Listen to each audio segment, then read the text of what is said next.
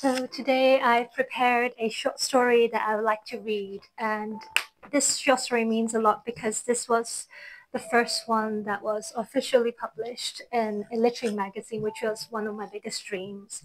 And it was also documenting this feeling of dealing with grief. And when my grandmother passed away, I actually didn't know how to process that feeling until I think almost a year later, I started to write the story, and it was the first time I properly processed it. And my way of processing emotions is always linking it to fantasy elements. That's the kind of stories that I write: fantasy, magical realism. And one of the things I like to also share is the culture I come from. And I think in our culture, we always say that if we see a moth, we don't hit it, we don't kill it, because we believe there are ancestors coming to visit us, especially during a festival called Qingming Festival, where we worship our ancestors. And that's what this story is about. So I will start reading that. So the title is Moth. Day 1. Your pawpaw is turning into a moth, Ma said when she came out of the spare bedroom. You're joking, right? I asked. It's a family secret, and it happens to everyone in our family, Ma said in a deadly serious tone. That's why you need to learn how to prepare for it now. When my transition starts, you will know what to do. Why haven't you told me this before? I asked. You wouldn't believe in it unless you've witnessed it yourself. It sounded so surreal to me until I saw your gong gong turn. I finally understood why my grandmother seemed to find it difficult to explain to me why I never got to see my grandfather in person and only knew him from the photo albums. I finally understood why was disproportionately furious with me when I tried to hit a white furry moth with a roll of newspaper during the Qingming festival years ago. It's just a stupid moth, I had thought back then. Through the gaps of the door, I saw Pawpaw on the bed, staring straight at the wall. Her unblinking eyes resembled those of fishes lying on ice in the wet markets. Her mouth was parted, but no words or sounds came out of it. The last time I met her was months ago, during the Chinese New Year, when I went to her flat. I could already hear her laughter outside of her door. My cousins were filming her for an Instagram reel. She was dancing with a pair of sunglasses to a K-pop artist's latest song. But she had been so quiet and almost motionless since Ma had brought her back to our flat. So stock still that I found it eerie and uncomfortable. Let your papa rest today, Ma closed the door. I have to call Auntie Ping now. We have to start preparing for the transition soon. Day 2. Has no one ever tried to stop the transformation? I asked. Well, your ancestors had tried to, Ma said. They sought help from doctors all over Asia, visiting monks, daoshis, exorcists, shamans, all sorts of people who claimed they could perform miracles, but none of them could stop it. She put steamed sweet potatoes into a blender. You said Gong Gong turned into a moth when you were 13, right? And Pawpaw is only going through this transformation now. So there isn't a fixed time as to when we are going to change. Mm-hmm, Ma nodded while she put ice into the blender. So unpredictable and uncontrollable. That's scary, I said. A lot of things are uncontrollable and unpredictable. But we just need to let go of our control of things and let it be, said Auntie Ping in her usual zen tone while she squeezed jasmine-scented honey into the blender and pressed the button in the middle. Go with the flow, and you won't fear it. Once the whirring sound from the blender died down, Ma pulled the liquid into a glass and said to me, It's done.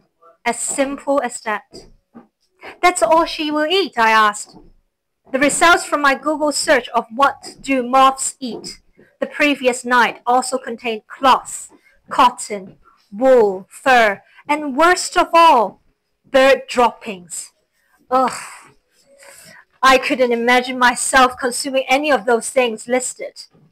Seeing the sweet potato honey smoothie made me feel better about this whole transformation thing. All right.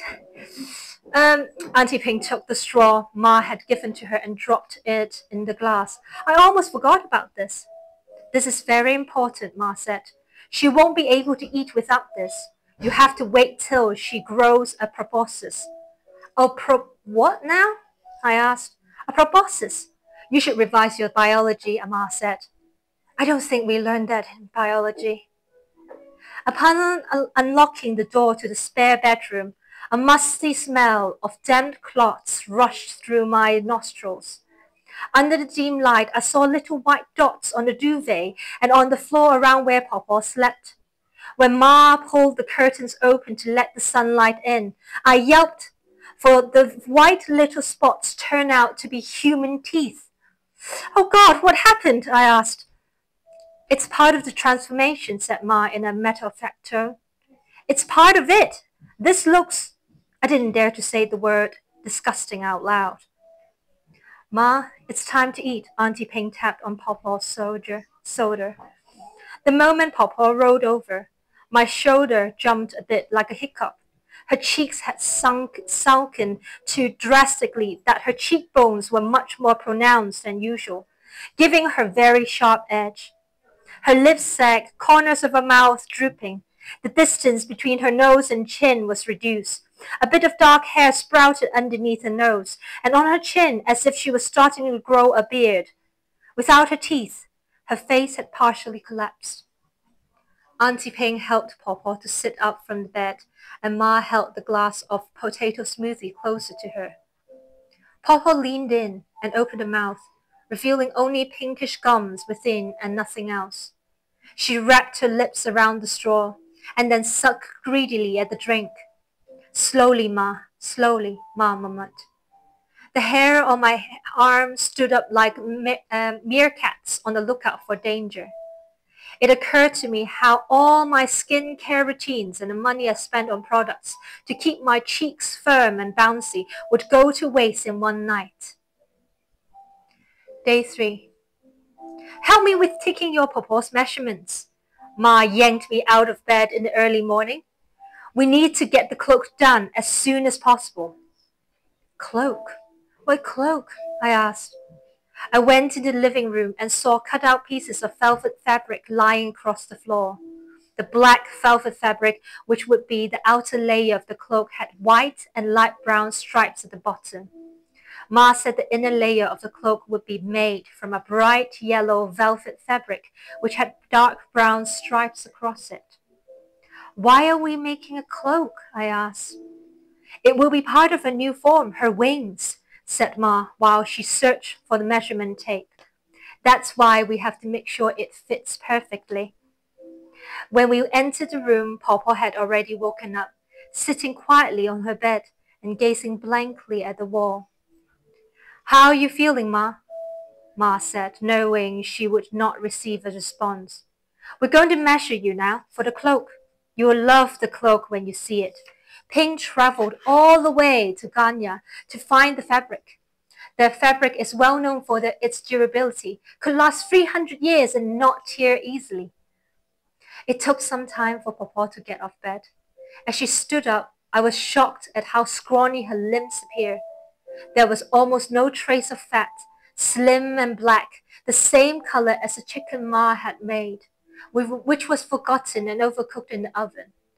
I wish it was Pawpaw who was making the chicken. Her roasted chicken was always the best. Day 4. Pawpaw's proboscis finally grew out and her human mouth was gone. It looked like a long black garden hose attached to her head. Ma told me she could only have honey and nothing else from now on.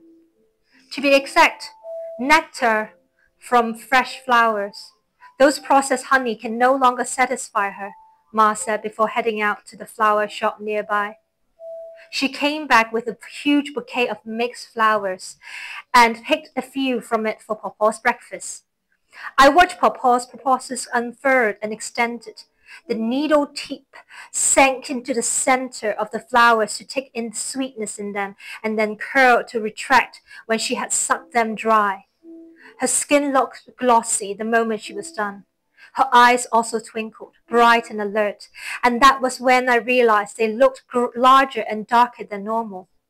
Ma did tell me her eyes would be enlarging and they would seem like popping out of her head at one point. The thought of it made me stop drinking my bubble tea and spit out the bubbles I just inhaled. Papa's voice came back along with the emergence of a proboscis, yet the sounds coming out of that long tube were neither comprehensible words. They were a series of loud squeaks which sounded like two rubber rain boots rubbing their bodies against each other. While making these sounds, her proboscis also vibrated like a reed of a wind instrument. Strangely, I found it comforting that Papa was no longer silent. Being unable to speak, to utter a sound, felt horrifying and suffocating for me. I still miss the days when I could understand the things she uttered. Day 5. Pawpaw regained her vitality and strength after an extra pair of dark-colored limbs had grew out of her. She wasn't on her bed when I went into the room to wake her up. I looked up and screamed my lungs out. Pawpaw was up on the ceiling, cocking her head at me with her huge black bubble-like eyes. Ma calmly came into the room, looked up and greeted Pawpaw after hearing my scream. You know something's going to be different for her every day, Ma said. There was a hint of mockery in her tone. With her new pair of limbs, Pawpaw no longer stayed put. She wheezed around the flat. Her 6 bare limbs hit the wooden floor almost simultaneously and loudly, which made it sound like there were more than 4 people pacing around the flat all day long. That night, the neighbor living below us rang the bell of our flat. Miss Chan, are you having a party of some sort? Her voice passed through the metal gate and the wooden door of our flat. I was just wondering whether you could ask your guests to move less around the flat. It's past 10 p.m. after all. My family and I need to get up early tomorrow. Shit. I looked at Ma and Auntie Peng, but they remained chill and relaxed. I will deal with this, Ma said and walked towards the door. Ma, you can't open the door. She will see Pawpaw, I screamed. At that moment, Pawpaw was right above the door. Just let your mother deal with this, Auntie Peng said, patting me on the shoulder. Don't worry. We have been preparing for a feast and have been busy all day long. Sorry for the noise, Ma lied after opening the door. Oh, are you preparing for Qingming Festival too? Said the neighbor with a tone of realization. Yes. I looked at the calendar on the fridge. The festival was the 5th of April, tomorrow. Same here! My husband and I have been busy making preparations for the festival since 8 this morning and probably have to wake up early again tomorrow just to make sure everything is in order. My sister-in-law always nitpicks everything I do and I just hope she doesn't complain about how we dishonor her mother because our roasted pig is not big enough or how little offerings we have prepared for her. Our neighbors and Ma began to chit-chat about the workload and family dramas that happened before and during Qingming Festival in years past. It was lucky that during that period of time, not even once the neighbor had stepped forward or had poked her head out because I saw one of Popo's hind limbs sliding downwards, almost touching the doorframe at one point. Yes. Anyways, I'm really sorry about the noise. We will stop soon, said Ma, finally putting on a polite style. After closing the door, Ma looked at the clock above the television and then looked up at Papa. It's time for you to go back to your room, Ma. She turned to Aunt Ping. Go and grab the bandages. We have to start wrapping her up now. Wrap her up? What do you mean by that? I asked. Ma guided Pawpaw back into her room where she crawled up her bed and lay flat on it. Aunt Ping came in with rows of silky-looking elastic bandages and passed one to Ma. Then they began to wrap the bandages around Pawpaw. What are you doing? I asked. It's part of the process, said Aunt Ping. They started with the hind legs, circling the bandages around them twice to make sure the bandages won't slide off. Stop it! What are you doing? I asked. The bandages soon reached Pawpaw's proboscis, and they didn't stop. They kept going round and round, further and further upwards. Wait, this will suffocate her, I said. Pawpaw's huge eyes were being blindfolded, and Ma continued to overlap them with more layers. Pawpaw didn't struggle or fight. She just lay there and let Ma and Auntie Ping tighten the bandages around her. What are you doing? I asked. My mind had finally recovered from shock, and my feet could finally move. I rushed forward. Ping, Ma gestured at Auntie Ping. Stop it! Stop! I was kicked out of the room. The door slammed before my eyes, leaving me only the image of a mummified Pawpaw. I don't understand. Why are you doing this to her? I sat down at the door with profound frustration over the situation, weeping throughout the night. When my request to be let into Pawpaw's room again was denied by both Ma and Auntie Ping, who gave me the silent treatment. Day 6. At around 9 a.m., the door to Pawpaw's room was unlocked. Pawpaw, mummified, laid motionless and noiselessly on the bed. Is this the truth behind transformation? We are forever silenced and contained, I asked.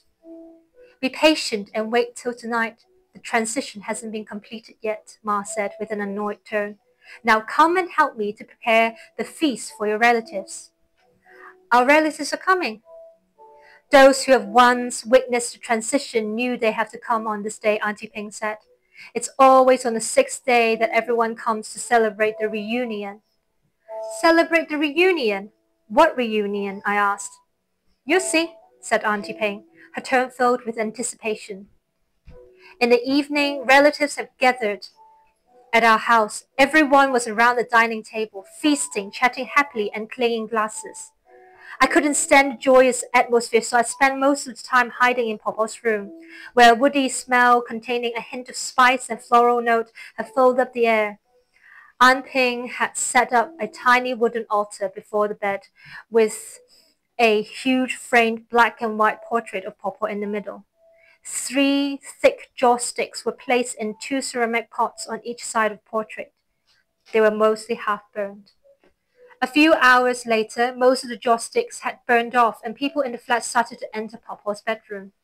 All the windows in the room were opened, all the curtains drawn apart, and the moonlight was streaming in. As the last bit of the joss sticks were burnt off, a crack appeared on the mummified Pawpaw. Then the cocoon slit apart and deflated like a balloon being cut. We were greeted by a pair of enormous black orbs on a diamond-shaped face first. A furry body with slender 6 limbs climbed out after it. Her thorax was covered entirely by yellow fluffy hair. Her antlers, which looked like 2 black metal springs, had grown out of her forehead, bouncing in excitement.